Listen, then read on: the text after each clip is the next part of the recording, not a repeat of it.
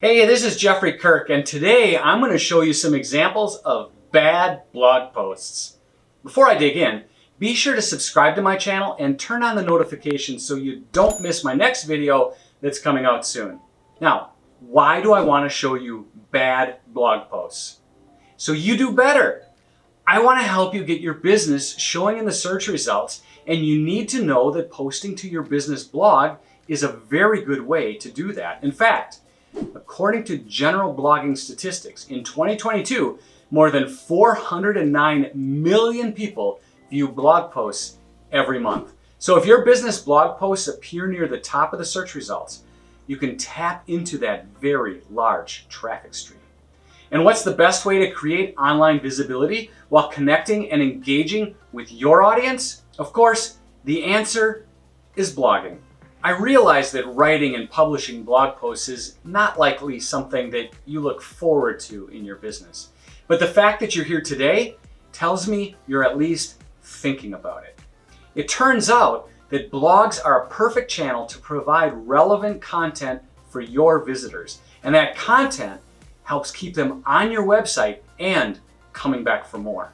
Investing in your own blog and creating content related to your business not only establishes your authority in your industry, but also connects you to your target audience. But not all blogs make visitors want to read more. The reality is, there are many blog posts that practically force readers to close the page or hit the back button.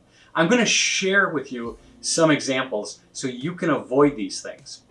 But first, let me point out that I know nothing about these blogs or their original intent. For all I know, they were created to be bad examples of blog posts.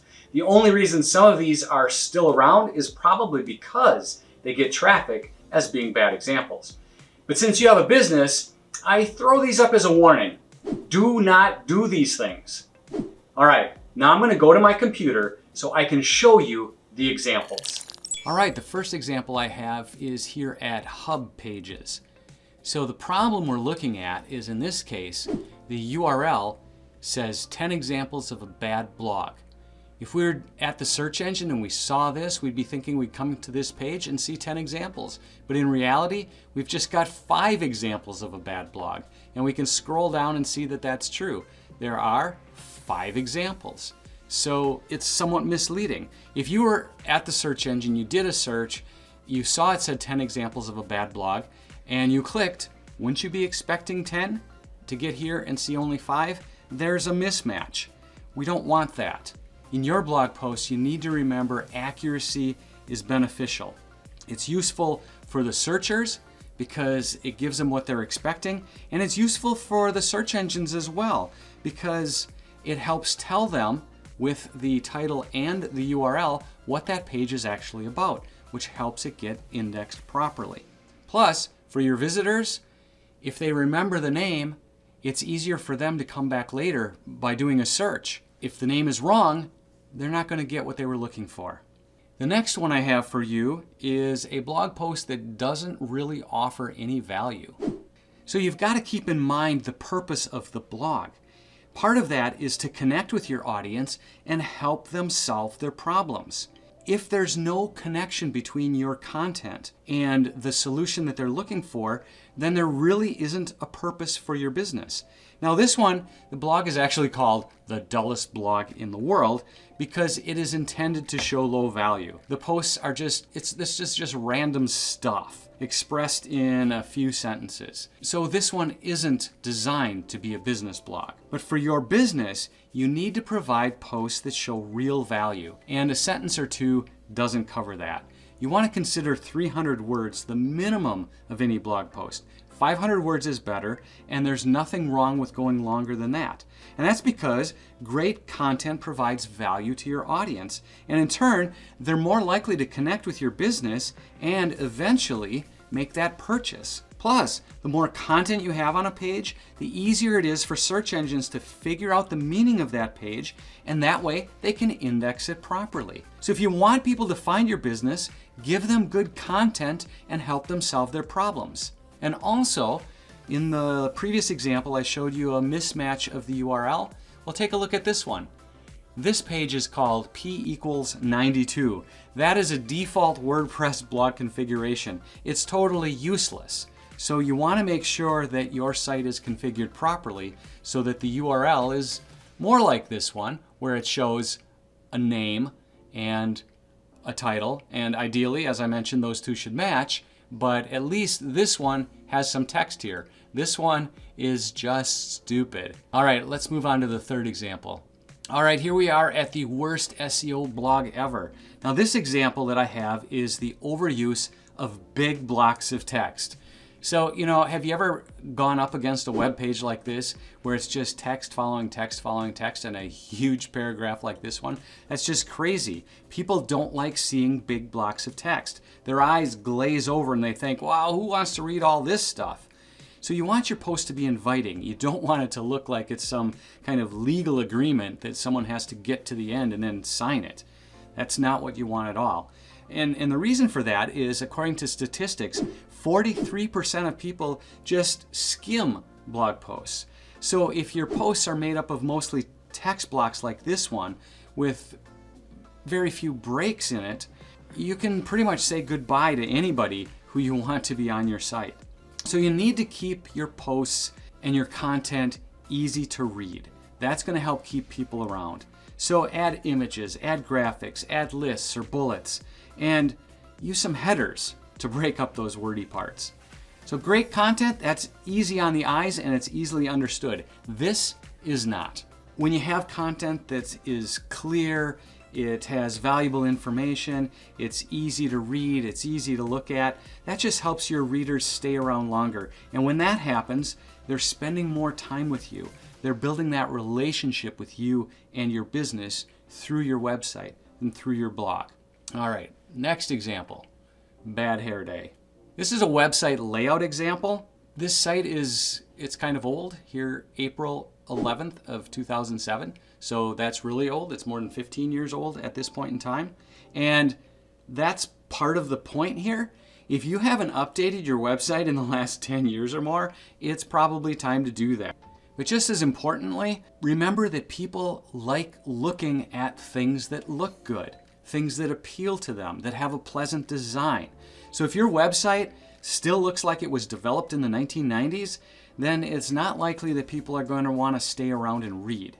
Website credibility is important for you to attract new clients.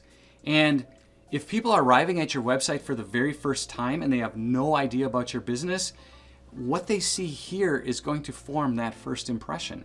You want to introduce your brand and instill a sense of trust for them. If they get to your site and they don't know where to click or where to find whatever it is they're looking for, they're going to leave and they will never, ever come back. So I know I hear it from time to time, well, my neighbor's 12-year-old kid, he's a genius and he can design our site for $25. It's like, come on, really? If you end up with a site and it has a header like this, you can just kiss business goodbye. You're gonna get about as much business from your website as you are willing to pay for that design. If your site doesn't look professional, prospects are gonna question your business and they might think, if you can't put up a good website, are you really going to be able to take care of my needs? You've got to remember that your website layout reflects your brand's image.